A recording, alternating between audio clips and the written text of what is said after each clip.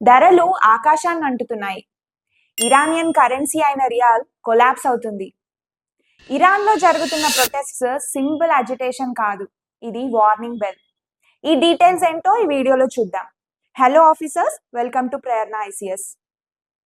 Initially shopkeepers ప్రొటెస్ట్గా start అయ్యి ఇప్పుడు సెక్యూరిటీ ఫోర్సెస్తో వాయిలెంట్ క్లాషెస్గా మారి సెవెరల్ డెత్స్ రిపోర్ట్ చేశాయి ఇరాన్లో.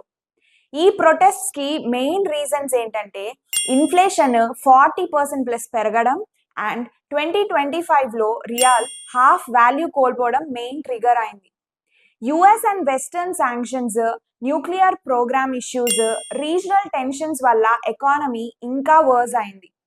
సెవెరల్ సిటీస్లో మార్కెట్స్ షట్ డౌన్ చేసి షాప్ ఓనర్స్, స్టూడెంట్స్ ప్రొటెస్ట్స్లో జాయిన్ అయ్యారు.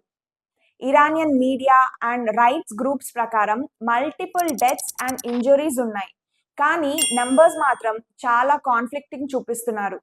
ఇది ఇరాన్ లీడర్షిప్కి క్రిటికల్ మొమెంట్, ఎందుకంటే ఎకానమీ ఆల్రెడీ చాలా వీక్ ఉంది. శాంక్షన్స్ కంటిన్యూ అవుతున్నాయి.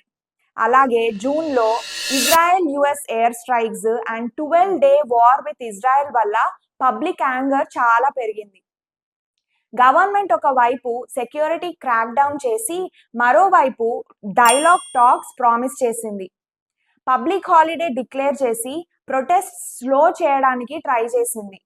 ఇది ఇరాన్లో ఫస్ట్ ప్రొటెస్ట్ ఏం కాదు, కానీ economy roots plus current geopolitical pressure వల్ల ఈ వేవ్ చాలా సీరియస్ అండ్ సిగ్నిఫికెంట్గా మారింది.